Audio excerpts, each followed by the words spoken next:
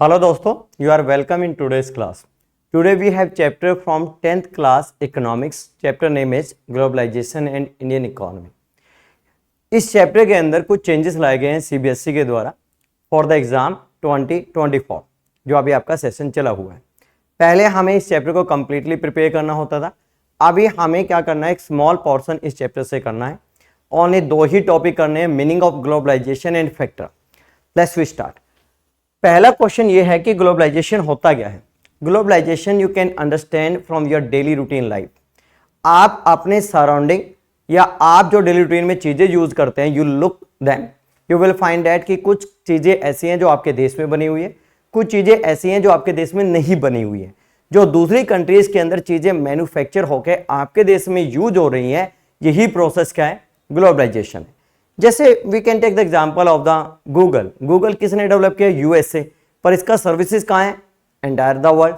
WhatsApp किसका है, USA, services कहाँ पे है, एंटायर द वर्ल्ड। जो ये एक्सचेंज ऑफ द सर्विसेज है या फिर एक्सचेंज ऑफ गुड्स है, different parts of the world है, पूरा वर्ल्ड आपस में इंटरलिंक है, इंटरकनेक्टेड है, डिपेंडेंट है। This is the process known as the globalisation. इसका एक छोटा सा आपको डेफिनेशन लिखना होगा। ग्लोबलाइजेशन होता क्या है, आप लिखोगे it is a process. Process का मतलब है कंटिन्यूटी में रहता है। For rapid integration. इंटीग्रेशन का मतलब होता है कि कंट्रीज का आपस में कनेक्टिविटी एंड इंटरलिंकिंग।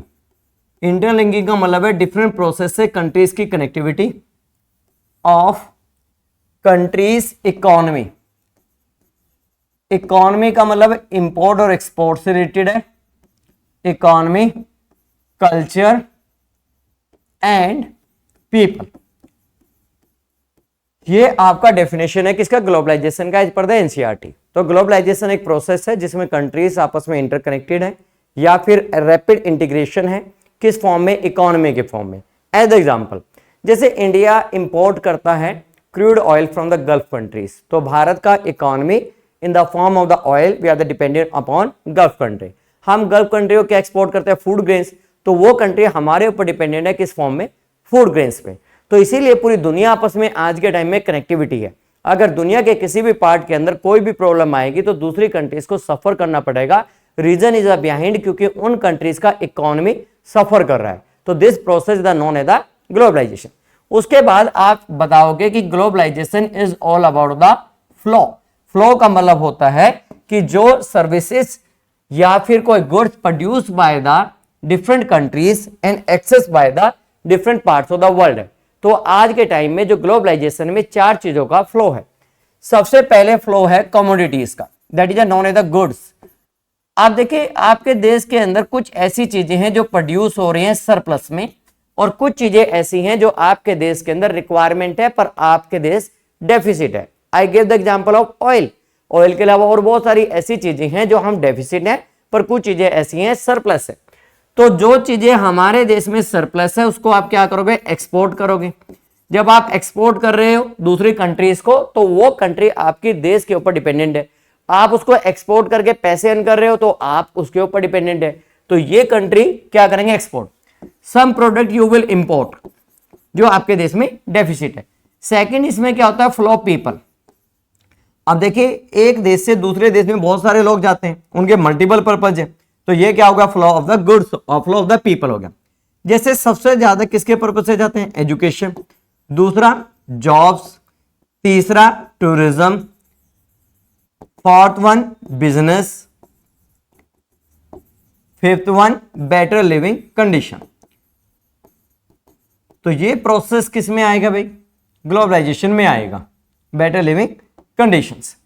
उसके बाद ये कहता है थर्ड वन, इसमें क्या हो रहा है, फ्लो ऑफ आपका कैपिटल है। Capital means investment. अब आज के टाइम में पूरी दुनिया की इकोनॉमी आपस में connected in the forms of the trade और in the forms of the investment. आपके देश में बहुत सारी एमएनसीज हैं, दोज आर वर्किंग और they belongs to the different countries in the world. As the example Apple iPhone, Samsung, Kia, LG, तो ये डिफरेंट कंट्रीज है। फोर्ड एक बहुत बड़े एग्जांपल है। तो फोर्ड कंपनी किसका, यूएस का, वर्किंग कहां कर रहा है, इंडिया में। जब कोई भी कंट्री आपके देश में इन्वेस्टमेंट करती है, this are known as the flow of capital. Flow of capital किस फॉर्म में होता है? In the form of the FDI. FDI का मतलब होता है फॉरेन डायरेक्ट इन्वेस्टमेंट, जब कोई भी देश आपके देश में किसी भी फॉर्म में इन्वेस्टमेंट करता है।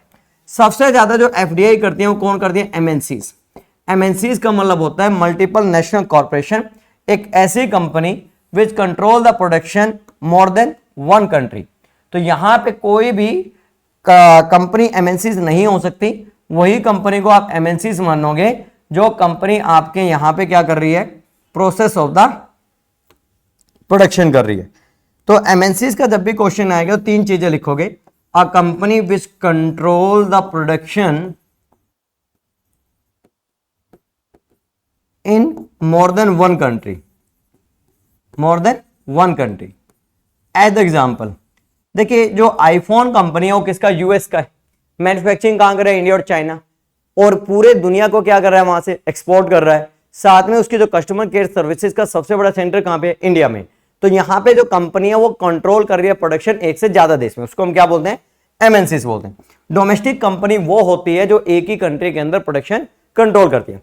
एमएनसीज की सबसे खास बात क्या होती है? It always work for the profit.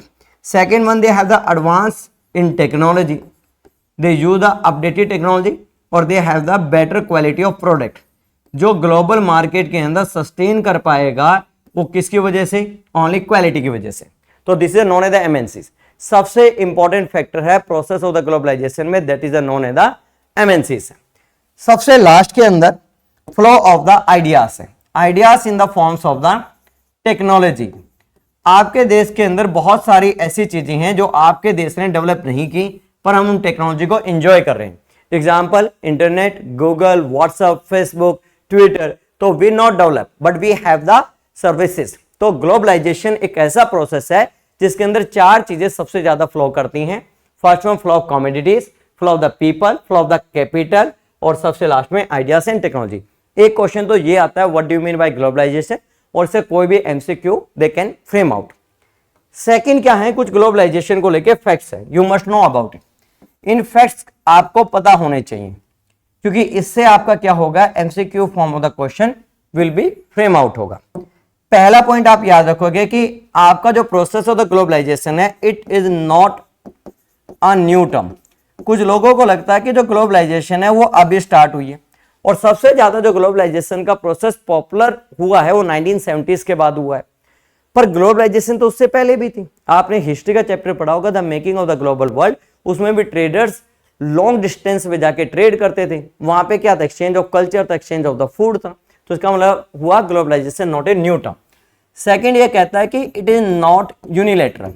Unilateral वो चीज होती है जिसका एक ही डायमेंशन हो, पर यहां पे आप देखोगे ग्लोबलाइजेशन के मल्टी डायमेंशन है। सपोज कीजिए आपके देश में कोई इन्वेस्टमेंट करना चाहता है, अगर आपकी गवर्नमेंट अलाउ ही ना करे तो इन्वेस्टमेंट कैसे करेगा? तो पहला डायमेंशन क्या हो गया? पॉलिटिकल। आपके देश में इन्वेस्टमेंट होगा, बेनिफिट भी होगा, लॉस भी होगा, तो ये कौन सा एस्पेक्ट हो गया? इकोनॉमिक। जब आपके देश के अंदर इकोनॉमिकल डेवलपमेंट होगी प्रोसेस ऑफ द ग्लोबलाइजेशन से, तो उस कंडीशन के अंदर आपके देश के लोगों का वे ऑफ लिविंग चेंज होगा, that is known as the culture. तो ये क्या नहीं है? यूनिलैटरल नहीं है। Next one, it is not uniform. ये क्या है भाई? यूनिफॉर्म नहीं है। यूनिफॉर्म का मतलब ये है कि इसके जो रिजल्ट निकलते हैं वो एक तरह के नहीं है। यहां पे result can be in the both form, positive हो सकते हैं, नेक्स्ट वन नेगेटिव भी हो सकते हैं, और डिफरेंट कंट्रीज को डिफरेंट लेवल पे बेनिफिट होगा। एग्जांपल, अगर इंडिया ट्रेड करता है यूएसए के साथ तो ज्यादा बेनिफिट किसको हो रहा है? यूएस को। इंडिया को कम हो रहा है। तो इसीलिए बोला गया कि ये क्या नहीं है? यूनिफॉर्म नहीं है। It is not equal to westernisation. कुछ लोगों को यह लगता है कि जो ग्लोबलाइजेशन है वो इक्वलेंट टू वेस्टर्नाइजेशन है। हाँ, ये जरूर लिख सकते हैं कि it is dominated by western countries, क्योंकि ज्यादा जो ट्रेड कर रहे हैं या प्रोसेस ऑफ द फ्लो है वो किसके द्वारा है भाई? वेस्टर्न कंट्रीज के द्वारा है। पर ये बोले कि globalization equivalent to the westernization, ये बिल्कुल गलत है। Next one, it is a multi dimension. Multi dimension already मैं आपको बता चुका हूं कि इसके जो एस्पेक्ट हैं वो डिफरेंट वेज के अंदर आपकी लाइफ को इफेक्ट करते हैं। जैसे कि पॉलिटिकल इफेक्ट होगा, आपका इकोनॉमिक होगा, और आपका कल्चर होगा। अब यहां से वो कोई भी क्वेश्चन, कोई भी स्टेटमेंट कैन पिकअप और can converted into MCQ form question. तो यहां से एमसीक्यू आएगा, आपका जनरल क्वेश्चन नहीं आएगा। इसका जो जनरल क्वेश्चन आना है वो आना है फैक्टर से। कहता है what are the main important factors कौन से ऐसे मेन इंपॉर्टेंट फैक्टर हैं जो कंट्रीब्यूट करते हैं in process of the globalization, जिससे दुनिया के अंदर global market, global services develop हो रही है, उसके लिए कौन से फैक्टर रिस्पॉन्सिबल हैं। यहां पे आपको 3 पॉइंट्स को मार्क करना है। पहला पॉइंट आप इसके अंदर लिखोगे कि इस ग्लोबलाइजेशन के प्रोसेस में सबसे इंपॉर्टेंट रोल है टेक्नोलॉजी का। टेक्नोलॉजी ने क्या किया, पूरी दुनिया की कनेक्टिविटी को बढ़ाया, मॉडर्न मीन्स ऑफ ट्रांसपोर्टेशन दिए, जिससे आप फास्टेस्ट ट्रांसपोर्टेशन कर सकते हो, लॉन्ग डिस्टेंस को कवर कर सकते हो। तो technology played an important role. पर टेक्नोलॉजी वाले पॉइंट में आप इसको 2 पार्ट में डिवाइड कर लोगे। पहला पॉइंट आप लिखोगे मॉडर्न मीन्स ऑफ ट्रांसपोर्टेशन। अब ये कहते हैं modern means of transportation means कि आपके जो वाटरवेज है, एयरवेज है और आपका लैंड के रूट है, लैंड, वाटर, एयर। जब आप इसके थ्रू ट्रांसपोर्टेशन करते हो तो आज के टाइम में क्या है, we have the faster means of the transportation. इससे फायदा क्या है, इससे फायदा आप क्या बोलोगे, पहली बात लिखोगे फास्टेस्ट है, फास्टर मीन्स ऑफ ट्रांसपोर्टेशन है। फास्टर मीन्स ऑफ ट्रांसपोर्टेशन होने की वजह से they can cover long distance. ये क्या कर सकता है भाई, कवर लॉन्ग डिस्टेंस। और लॉन्ग डिस्टेंस किससे कवर करेगा, with short time period. Short time period का मतलब क्या है कि जल्दी और साथ में बहुत बड़े एरिया को कवर करेगा। इससे हमें क्या फायदा होगा, इससे दुनिया के अंदर फ्लो बढ़ेगा। किसका भाई, flow of goods, easily you can import and export. साथ में क्या बढ़ेगा, flow of people, people can travel with the for the different parts of the world for the different purposes. जब फ्लो ऑफ गुड्स हो रहा है, flow of people हो रहा है, और ये कैसे होगा, रैपिड होगा। तो इसका मतलब प्रोसेस ऑफ द ग्लोबलाइजेशन क्या होगा, इंक्रीज होगा। सेकंड आप लिखोगे information and technology. Information and technology refers to computer, mobile phone. मतलब इसका मतलब यह है कि जब इंटरनेट की मदद से या फिर टेलीकम्युनिकेशन की मदद से you can connect yourself with the distant land. तो यहां पे क्या हो रहा है इंफॉर्मेशन टेक्नोलॉजी में, you can share your information. आप क्या कर सकते हो भाई, शेयर योर इंफॉर्मेशन। आप इंफॉर्मेशन शेयर करना चाहते हो, अपने आइडियाज शेयर करना चाहते हो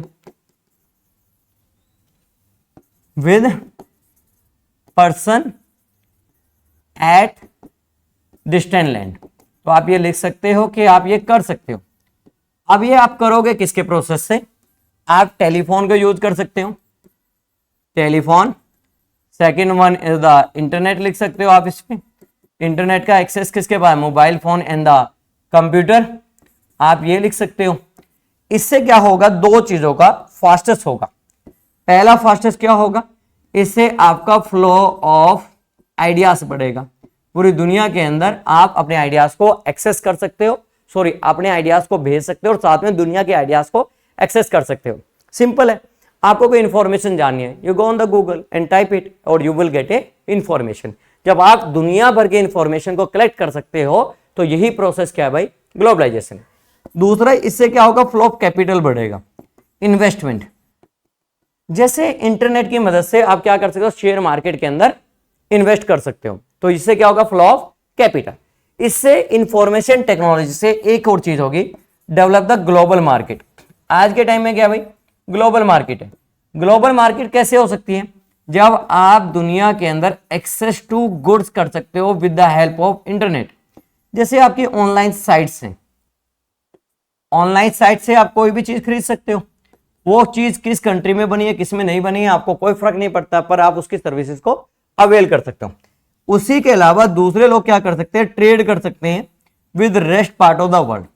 easily can come to know कि दुनिया के किस कॉर्नर के अंदर किस प्रोडक्ट की डिमांड है, वो किसकी मदद से, इंटरनेट की मदद से।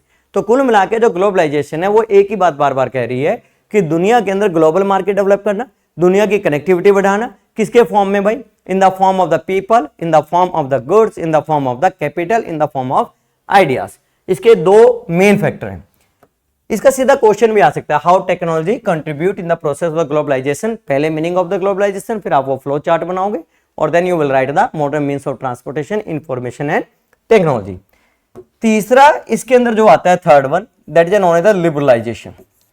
लिबरलाइजेशन का मतलब क्या है, it is a process to remove the trade barrier.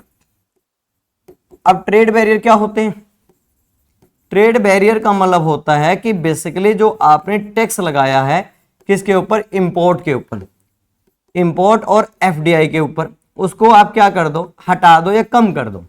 जैसे we can understand this line with the help of one example. आपके देश के अंदर एक चीज बनती है, इसका प्राइस है 10 रुपीज, दूसरे देश में वही चीज मैन्युफैक्चरिंग हो रही है किसके अंदर, 5 रुपीज में। अब भारत के अंदर ये चीज आएगी तो इसका प्राइस 10 है, इसका प्राइस 5 है, तो प्रेफर हम किसको करेंगे, 5 को। इससे हमारे देश की कंपनी का प्रोडक्ट सेल आउट नहीं होगा। तो सरकार क्या करती है, ज्यादातर इसके ऊपर टैक्स लगा देंगे 10 रुपीज। तो ये प्रोडक्ट कितने का होगा, 15 का, हमारा प्रोडक्ट कितना, 10 का, तो हम किसको से परचेज करेंगे, अब अपने वाले को। पर इसमें टैक्स लगाने से आप क्या करना चाहते हो, उस कंट्री के प्रोडक्शन को या प्रोडक्ट को अपने देश में सेल आउट नहीं करना चाहते, इसलिए आपने इसके ऊपर टैक्स लगाया, और टैक्स लगाने से उसकी वैल्यू क्या हो गई, मार्केट के अंदर इंक्रीज होने से उसका डिमांड कम हो गया। तो ये क्या कहता है, लिबरलाइजेशन का मतलब है to remove the trade barrier. Trade barrier का मतलब होता है टैक्स ऑन इंपोर्ट और एफडीआई, जो आपके देश में इन्वेस्टमेंट हो रहा है। तो लिबरलाइजेशन के अंदर आप क्या करोगे, दो चीजों को अलाउ कर रहे हो, allow to foreign direct investment. It means कि आपके देश के अंदर कोई भी इन्वेस्ट कर सकता है। कोई भी का मतलब ये नहीं है कि कोई भी अपनी मर्जी से, नहीं, परमिशन ऑफ गवर्नमेंट होगी, पर इसमें टैक्स क्या होते हैं, बहुत कम होते हैं। सेकंड वन आप क्या अलाउ कर रहे हो बेटे, फॉरेन इंपोर्ट अलाउ कर रहे हो। फॉरेन इंपोर्ट इसलिए अलाउ हो रहा है क्योंकि आपके देश के अंदर उसकी प्रोडक्ट की डिमांड ज्यादा होगी। प्रोडक्ट की डिमांड कैसे ज्यादा होगी, क्योंकि वो आपके देश के कंपैरिजन में प्रोडक्ट सस्ता है, इसलिए उसकी डिमांड ज्यादा है, या फिर उसकी क्वालिटी बहुत बेहतर है। जैसे कि हमारे देश में लाइन में लग के आईफोन बिक रहा है, तो ये डिमांड क्रिएट की गई है किसके थ्रू भाई, क्वालिटी के थ्रू। तो क्वालिटी से डिमांड क्रिएट हो सकती है, या फिर वो डिमांड किससे क्रिएट हो सकती है, सस्ता होने से। एग्जांपल चाइना, चाइना आपके देश के अंदर सस्ती चीजें बेचते हैं, उसकी डिमांड है, डिमांड की वजह से सेल आउट हो रहा है। मैंने आपको बताया भी था कि जो एमएनसीज हैं, जो भी अपना प्रोडक्शन बनाती हैं, उस प्रोडक्ट के अंदर लेटेस्ट टेक्नोलॉजी और प्लस क्या रखती हैं, क्वालिटी का बड़ा ध्यान रखती हैं। या तो क्वालिटी को देखता है लोग, या फिर प्राइस को। एग्जाम्पल दिवाली, दिवाली सेलिब्रेशन में वी यूज द लाइटिंग, तो हम लाइट्स को यूज करते हैं। ज्यादातर लाइट्स कौन भेज रहा है भारत के अंदर, चाइना भेज रहा है। तो इस कंडीशन में we prefer to the cheap rather than costly. तो दिस इज द टॉपिक। तो इस टॉपिक के अंदर बेसिकली वैसे तो 3 ही क्वेश्चन है, what do you mean by globalisation, और how it connect the world, या how to the countries interconnected. वो फ्लो वाला टॉपिक आप लिख दोगे इसमें, जो मैंने यहाँ पे आपका लिखा है ये सारा। दूसरा क्या हो सकता है, सेकंड इसमें हो सकता है what factor is the responsible for the process of the globalization. Same आपको ड्रॉ करना पड़ेगा, ये वाला आप स्किप कर दोगे, और ये 2 और 1 ये पॉइंट मैंने यहाँ पे लिखे, 3 पॉइंट लिखे, आप 3 नंबर मिल जाएंगे, क्योंकि 3 से ज्यादा चैप्टर आएगा नहीं, या 2 नंबर या 3 नंबर। तीसरा क्वेश्चन आ सकता है how technology contribute in the process of the globalization. फिर आपने कुछ नहीं करना, मीनिंग ऑफ ग्लोबलाइजेशन, ये 3 पॉइंट आ जाएंगे। तो ये दोनों जो पॉइंट्स हैं, तीसरे पॉइंट को आप स्किप कर सकते हो, लिख दोगे तो गलत नहीं होगा। तो this is a thing from this chapter, और फिर we will come with the new chapter. और ज़्यादातर कोशिश करो कि आप एनसीईआरटी को रीड आउट करो बार बार for the better scoring, better understanding. Thank you.